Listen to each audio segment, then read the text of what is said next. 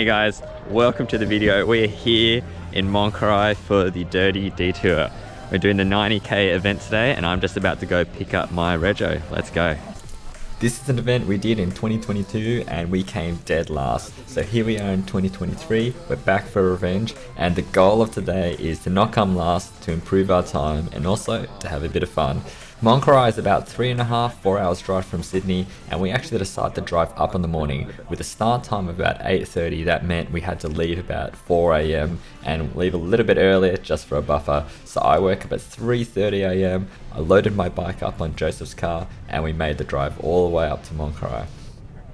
Of course, gotta have a good Macca's stop to get fuel up, gotta have your sausage and egg McMuffin and a coffee.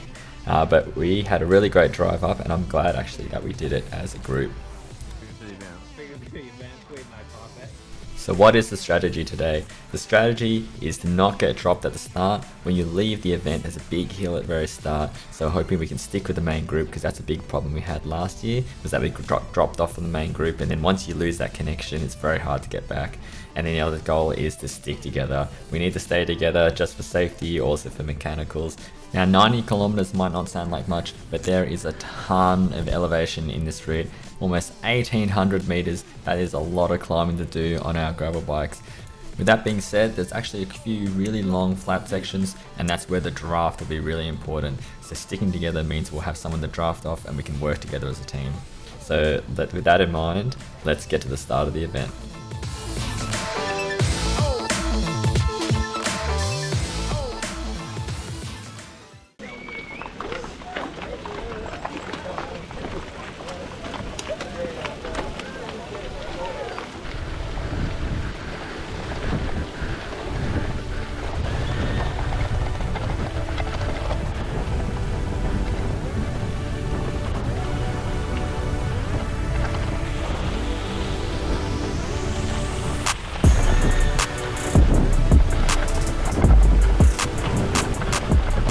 After a rider briefing, we set off.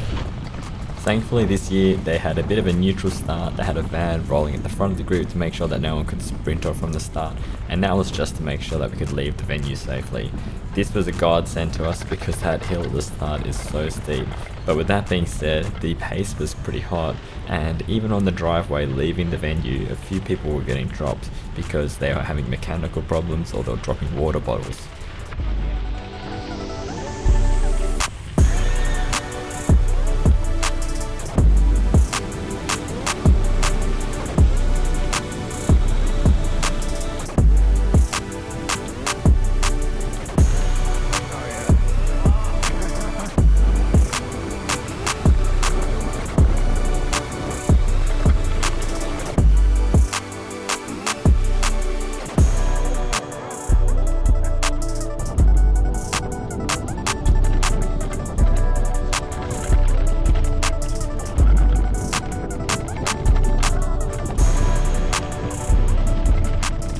Yeah. The first third of the event was characterized by these water crossings, these beautiful rolling hills, not too many steep climbs, and nice hard-packed gravel.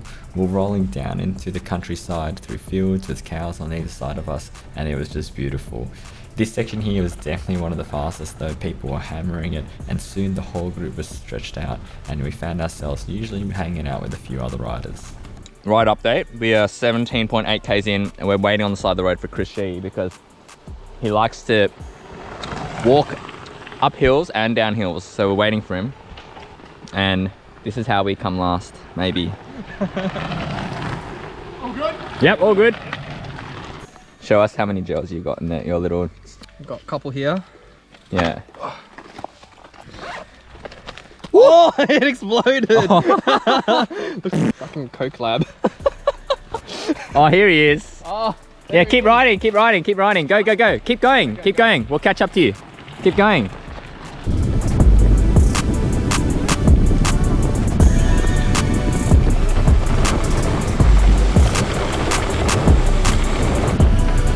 Let's go, baby! Let's go! Let's go, Chris! Full sing! Full sing! Full sing! Sing it! Sing it!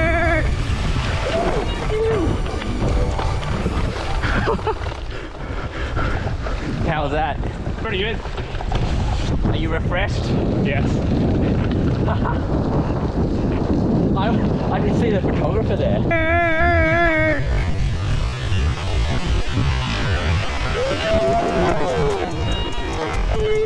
I almost sent it into him. Like, I came out in the water and he was right in front of me. Oh my god. So after waiting for Chris, catching up to him and trying to stick with him, he spent the next half an hour trying his best to get away from us for some reason. And this is him just riding off into the sunset for God knows what reason. I'm not sure what his plan was, but I think it was to get lost by himself.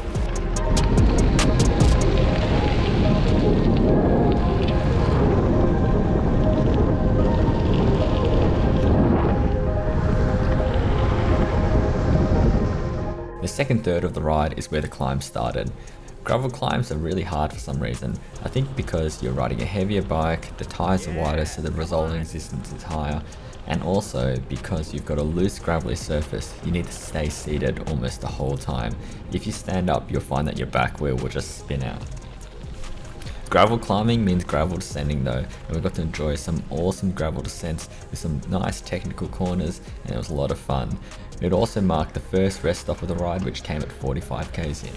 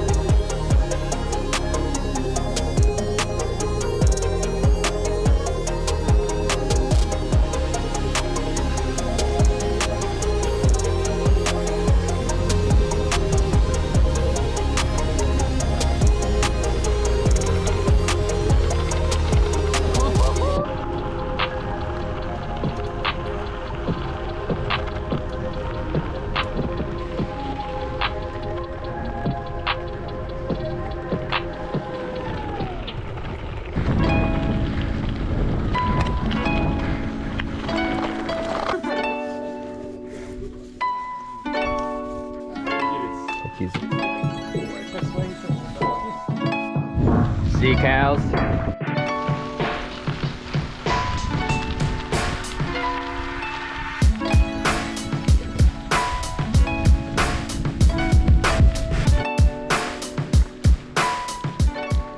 After the rest stop came the hardest part of the course. A super long climb which felt like it went on forever. I had to get off my bike and stretch my back. That's how long it went on for. And at the very end of the climb, there was a crazy mountain bike descent. I have to say, I have not gone down anything this steep or technical on my gravel bike.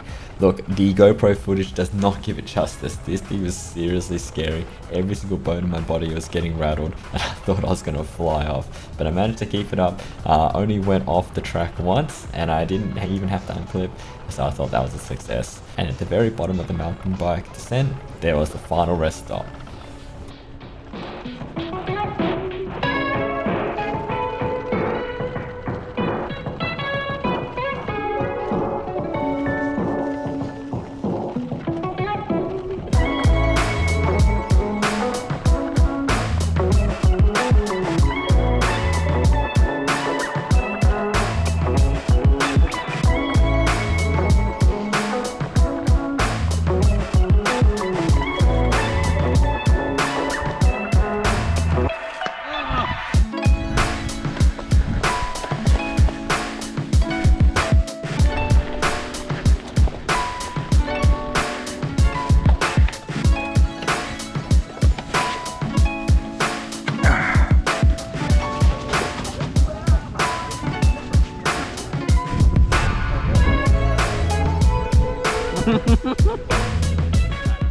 With our second rest stop done, there was 30 k's left to go. Spirits were high, we had a long pavement section which suited us road riders perfectly, and the majority of the elevation was behind us. A quick look around showed that we weren't coming last, as we were probably around the mid-pack, so we were quite confident that we were going to finish in a good place. We're making good time, our average speed was faster than last year. What could go wrong?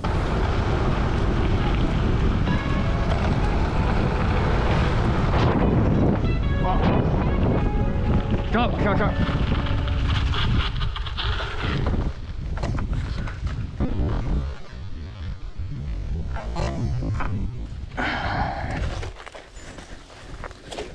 Alright. Just a graze? Yeah. Oh no. Alright, which one of these is plain water? None of them. Do you have plain water? No. Open the penis. That looks nasty. I reckon some water is better than no water. That's fine. We were taking this ascent pretty fast and Michael had a big stack when he slid out on the corner. He's definitely lost quite a bit of skin, and the main problem is we are 20 k's from the finish, there is no phone reception, and we don't know where the next commissary of the race is. So the only option we really have is to keep going. Luckily for us, it was just skin wounds, so it wasn't life-threatening or anything, he was just in quite a bit of pain. So we just kept pressing on until we found these rural firefighters who helped us out. The rural firefighters did a great job of sanitizing the cuts, putting some bandages around them and getting him all cleaned up. But the sad fact of the matter is we lost quite a bit of time here, and to be honest, we weren't really concerned about our placing anymore. We just wanted to make sure that we finished the ride safely. Once Michael was bandaged up, we kept pressing on, and thankfully at that point we only had about 10 to 15 k's left.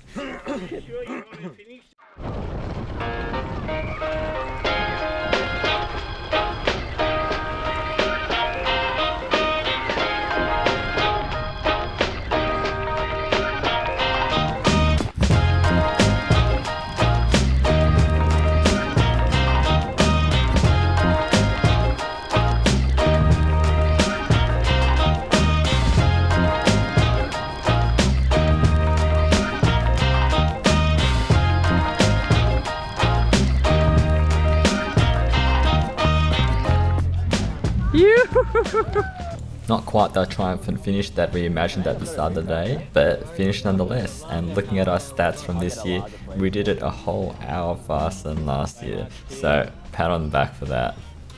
The last 3 hours out of the ride, after eating all this sugar and lollies and cookies and fruit, all I could think about was some savoury food, so I could not wait for some sausage sizzle.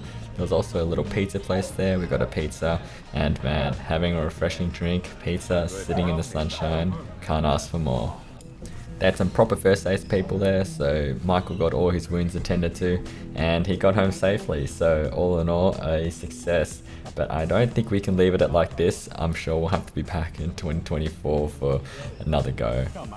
Till then guys, I hope you enjoyed this video. Thank you for watching all the way to the end. If you haven't already, please subscribe to my channel. I'm trying to hit 2,000 subs by the end of the year. Let's see if we can do it.